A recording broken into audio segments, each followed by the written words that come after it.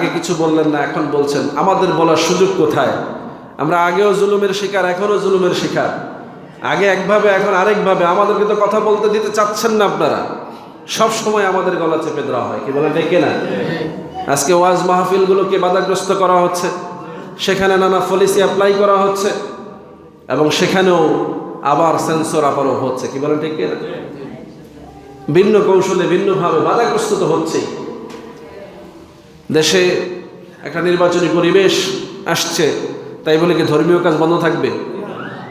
দাবি করা হচ্ছে, অর্ডিন্যান্স সম্ভবত প্রজ্ঞাপনই হয়েছে, আমি শিওর না, যে ওয়াজ মাহফিল করতে হলে অনুমতি নিয়ে করতে হবে।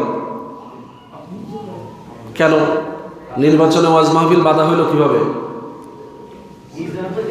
হেদায়েতি কাজ কিভাবে বাধাগ্রস্ত হইল? বিগত দিনেও তো এই কাজই করা হয়েছে। বিভিন্নভাবে আলেম ওলামাদেরকে, ওয়াজ মাহফিলগুলোকে বিভিন্নভাবে বাধাগ্রস্তই করা হয়েছে, কি বলা ঠিক না? এরপরেও হেকমতে এখনও যেমন আমাদেরকে হেকমত অবলম্বন করতে হয়, তখনও হয়েছে। আমরা যারা দিনী ধর্মীয় খানকা দরবারগুলোর প্রতিনিধিত্ব করি, আমরা এগুলোকে বাঁচিয়ে রেখেছিলাম। আমাদের ঘরে বসেই, আমাদের মাহফিলে বসেই কিছু লোক কথা বলার সুযোগ পেয়েছে। আজকে ওই সকল স্টেজগুলো থেকে আমাদেরকে বাদ দেওয়া হচ্ছে। তো নির্যাতনের শিকার কি আমরা হইলাম না? একটা সময় আমরা যখন আশ্রয় দিয়েছি, তখন আপনারা কথা বলার সুযোগ পেয়েছেন। আজকে যখন আপনারা সুযোগ পেয়েছেন, আমাদের কথা বলা বন্ধ করে দিচ্ছেন। তো আমরা কি বলতে পারি না যে মুসিবত তো আল্লাহর পক্ষ থেকেই আসে? সব সময়ই জমিনে জালিমরা থাকে। আল্লাহ যেন সকল জালিমদের হাত থেকে আমাদেরকে হেফাজত করেন, সকলে বলি আমিন। এজন্য যে বিষয়টাকে গুরুত্ব দিয়েছি আমি, সেটা হচ্ছে আল্লাহ রাব্বুল আলামিন বলছেন, এরকম মুসিবত থেকে বাঁচতে হলে তোমাদেরকে বেশি পরিমাণ নফল ইবাদত করতে হবে। কি করতে হবে? নফল ইবাদত করতে হবে। এই নফল ইবাদতগুলো কি? আল্লাহর হাবিব বলেছেন, আল্লাহ আদেশ করেছেন ফরজের মতো, কিন্তু না করলে গুনাহ নেই, করলে বিশাল বরকত। আল্লাহ বলছেন তোমরা ইবাদতের ক্ষেত্রে মধ্যম পন্থা অবলম্বন করো। রাসূলুল্লাহ বলছেন তোমরা সব বিষয়ে মধ্যম পন্থা অবলম্বন করো। খায়রুল উমুর আওসাতুহা, মধ্যম পন্থাটা উত্তম। সেটা কি? তোমরা 24 ঘন্টা ইবাদতবন্দি করতে পারবে না, 24 ঘন্টায় আল্লাহর জিকিরে নিজেকে মশগুল রাখতে পারবে না, 24 ঘন্টায় তোমরা নফল ইবাদত করতে পারবে না। এই জন্য বিশেষ বিশেষ সময়গুলো নির্ধারণ করে দিয়েছি। ওই সময়গুলোকে তোমরা জাগ্রত রাখো, ওই সময়গুলোতে ইবাদত করো। আল্লাহ বললেন সকালবেলা তোমরা আল্লাহর জিকিরে মশগুল হও, সন্ধ্যাবেলা আল্লাহর জিকিরে মশগুল হও, রাত্রিবেলায় তাহাজ্জুদ নামাজে মশগুল হও, সকাল সন্ধ্যা তোমরা নফল নামাজগুলো পড়ো, আওয়াবিন পড়ো, ইশরাক পড়ো, সালাতুদ দুহা পড়ো, মাঝে মাঝে তোমরা সালাতুত তাসবিহ আদায় করো।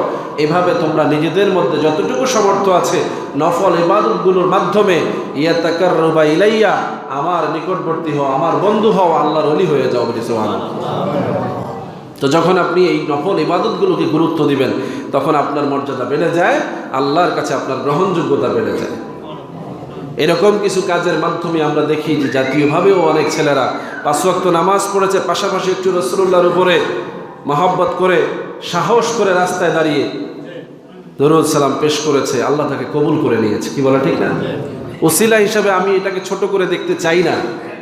অনেক বড় মজলিস কায়েম হতে দেখি, সেখানে রাসূলুল্লাহর উপরে দরুদ পাঠ হয় না।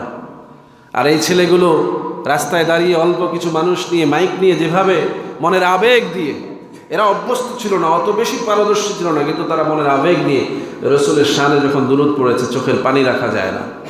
কেন? তারাও আশা করেছে যে এই উসিলায় হয়তো আল্লাহ জমিনে তাদেরকে বিজয় দিবে, এই উসিলায় হয়তো দেশটাকে আল্লাহ মুক্তি দিবে, এই উসিলায় হয়তো সমাজটা পরিবর্তন হবে। সুবহানাল্লাহ বলবেন না? তাদের এই চিন্তা চেতনা আগামী প্রজন্মের সকলের মধ্যে প্রসারিত হোক, এই প্রত্যাশা করি। আমরা চাই যে আমাদের জাতীয় নেতৃত্ব তাদের দ্বারাই সংরক্ষিত হোক, যারা রাসূলুল্লাহর শানের ব্যাপারে সবসময় সচল থাকবে। কি বলেন ঠিক না? রাসূলুল্লাহর শানের খেলাফ কাউকে আমরা আমাদের নেতা চাই না। আমরা যাদেরকে নেতৃত্বে চাইব, তারা যেন আমাদের রাসূলের শানে বেয়াদবি না করে। কি বলেন ঠিক না? আমরা সরকার তাদেরকে চাইব যারা আমাদের রাসূলুল্লাহর সম্মান দিবে। আমরা তাদেরকে আমাদের ধর্মীয় নেতা মানব যারা আমাদের রাসূলের শানে বেয়াদবি করবে না। কি বলেন ঠিক না? এই ব্যাপারে কনসিডার করার কোনো সুযোগ নাই। এজন্য আমরা সবাইকে নসিহত করছি, আসুন আমরা সবাই মিলে আল্লাহ এবং আল্লাহর হাবিবের প্রতি মর্যাদাপূর্ণ আচরণের ধারে সমাজ এবং রাষ্ট্রকে তৈরি করার চেষ্টা করি। আল্লাহ বরকত দিবেন ইনশাআল্লাহ। এই সামান্য একটু কনসিডার আপনাকে অনেক আগায় দিবে। এটাকে খুব বড়ভাবে দেখার কিছু নাই, কিন্তু এই ছোট্ট বিষয়টাকে আল্লাহ রাব্বুল আলামিন অনেক বড়ভাবে দেখেছে।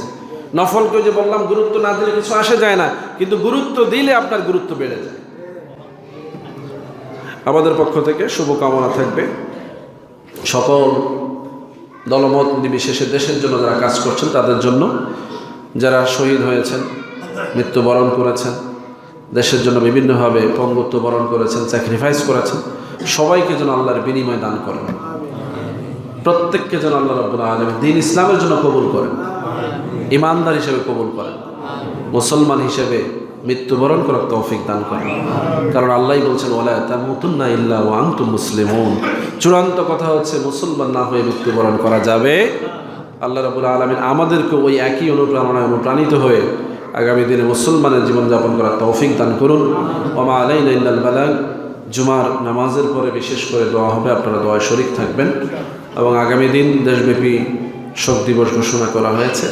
আপনাদের আশেপাশের প্রতিষ্ঠানগুলোতেও আপনারা জাতীয় পতাকা অর্ধনমিত রাখবেন। বিজয় দিবস, স্বাধীনতা দিবসে আপনারা দোকানপাটেও দেখছি পতাকা লাগান, আগামীকালকে লাগাবেন।